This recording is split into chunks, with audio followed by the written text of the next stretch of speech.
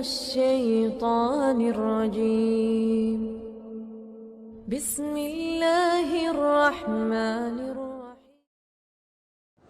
Sah atau tidak Ustadz, orang ikut berkurban sapi tapi dia itu pengusaha ternak babi. Catatannya, dulu dia kafir, sekarang baru masuk Islam tapi masih ternak babi. Tahun yang akan datang kalau dia ikut rombongan kurban sapi, apakah sah atau tidak rombongan kurban sapi tersebut? Catatan, peternak babi tersebut sekarang rajin sholat dan ke masjid.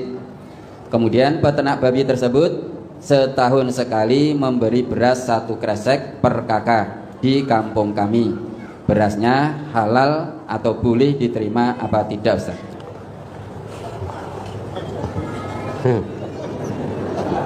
Nek wis regep salat, sudah masuk Islam, itu harus mau dengan aturan Islam. Al-Baqarah 208, coba. Jangan bicara sah tidaknya korbannya dulu ya. Kalau sudah masuk Islam, konsekuensi berikutnya itu harus masuk ke dalam aturan Islam secara kafah. Wah, aku lagi gelem salate, neng kon ninggalke bisnis babi emoh. Kenapa? Karena duitnya akeh.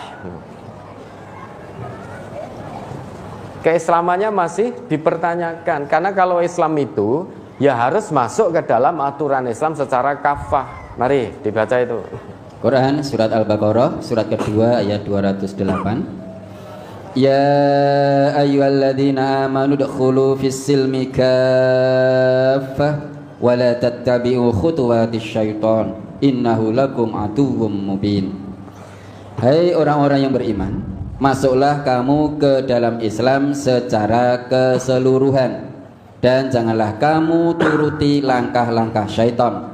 Sesungguhnya syaitan itu musuh yang nyata bagimu.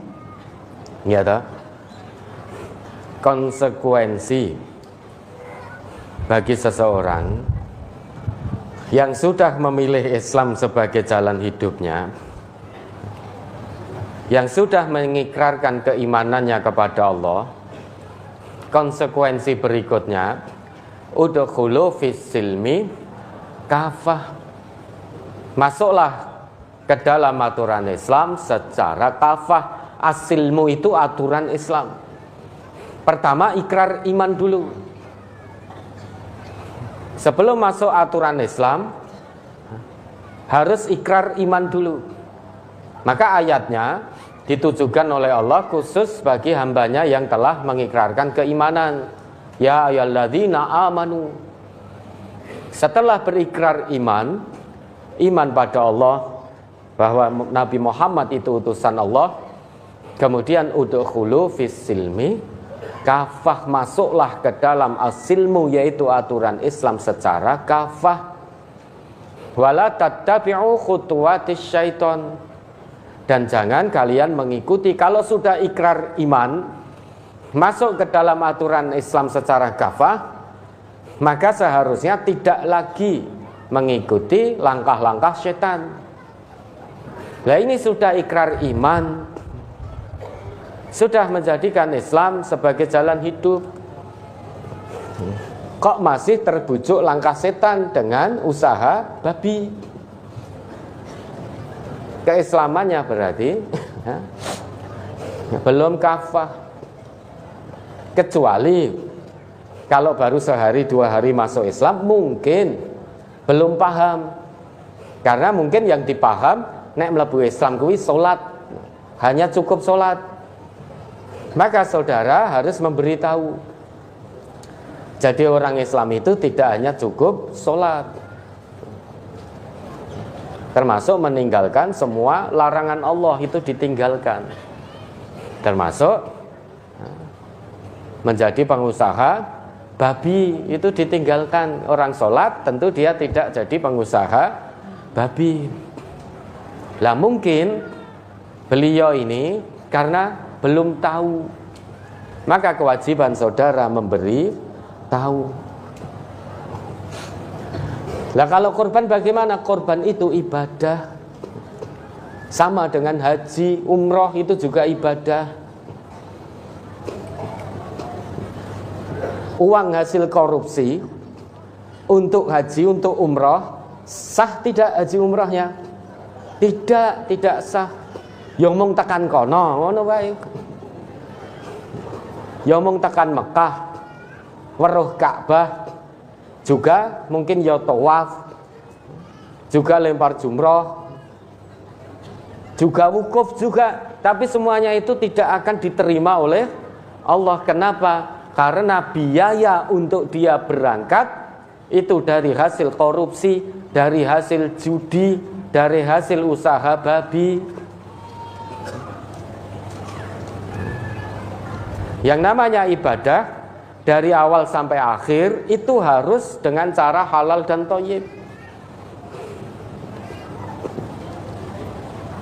Sekalipun kita haji umroh, tapi dari hasil judi, dari hasil jualan minum-minuman keras, dari hasil nyuri, dari hasil korupsi, itu tidak akan sampai, ibadahnya tidak akan diterima oleh Allah. Man kana yuridul izzah falillahil izzatu jami'a ilaihi yas'adul kalimut thayyib wal amalus soleh yarfa'u. Kata Allah begitu dalam Quran surat Fatir ayat 10 itu. Barang siapa yang menghendaki kemuliaan, ketahuilah semua kemuliaan itu yang punya hanya Allah. Kita beribadah itu beribadah kepada Allah karena kita mendambakan kemuliaan di sisi Allah. Namun ibadah itu ada syarat-syarat yang harus dipenuhi agar sampai kepada Allah. Ilaihi yas'adul kalimut thayyib wal amalus soleh yarfa'u. Yang sampai kepada Allah itu hanya kalimat-kalimat yang baik dan amal soleh. Sebuah amal untuk dikatakan soleh itu dilakukan harus ikhlas karena Allah yang pertama. Yang kedua harus ittiba'u Rasulillah, mengikuti Rasulullah, baru dikatakan amal itu soleh. Lagi korbanku ikhlas, aku ikhlas karena Allah, hajiku juga ikhlas karena Allah.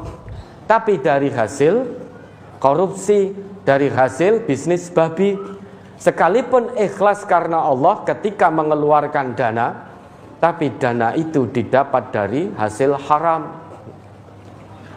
Kalau orang Islam, dia tidak mungkin mencari nafkah dengan cara haram, itu mustahil kalau itu orang Islam tenanan.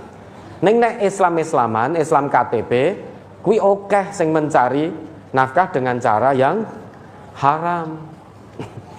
Tapi kalau muslim hakiki terlintas saja, tidak, dalam benak mencari yang haram itu tidak mungkin terlintas. Karena Allah dawuh, kulu min thayyibati mimma razaqakumullah. Apa? Kulu mimma razaqakumullah. Coba diingat itu Quran surat Al-Maidah ayat 88. Kulu mimma razaqakumullah halalan thayyiba. Surat Al-Maidah surat ke-5 ayat 88. Wa kulu mimma razaqakumullahu halalan thayyiba wattaqullaha alladzi antum bihi mu'minun.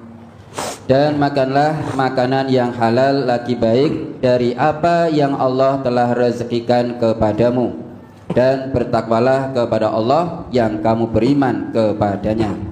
Yalah, makanlah apa yang telah Allah rezekikan kepadamu yang halal lagi baik.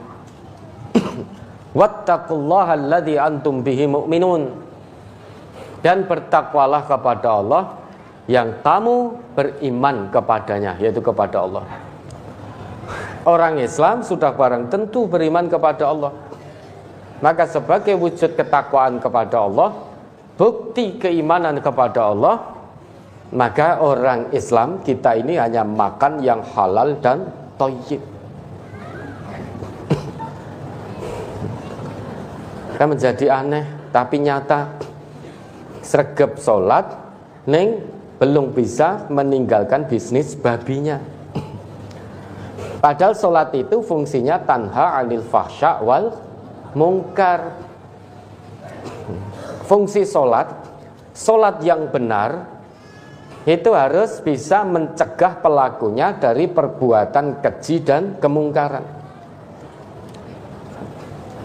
Mencari nafkah dengan bisnis babi itu satu kemungkaran.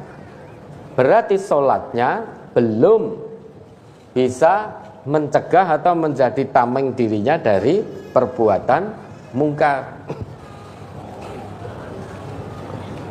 Lah ini kalau sudah milih Islam, orang berhijrah pasti akan diuji oleh Allah. Kalau hijrah itu yang kafah, jangan setengah-setengah. Aku mau gelem sholate, neng tidak mau meninggalkan bisnis minuman keras, bisnis babi. Lah kenapa? Karena hasilnya melimpah. Bukan kok lantas wis nek ngono aku ra sida Islam wis. Jadi Islam juga ndak apa-apa. Yang rugi dirinya sendiri. Seluruh dunia ini kafir semua, Allah nggak rugi. Yang rugi manusianya sendiri. Maka kalau hijrah harus secara kafah. Oh ini baru tahunnya baru naik Islami sholat. Dan nanti secara perlahan akan semakin paham. Oh ternyata Islami orang mung cukup sholat.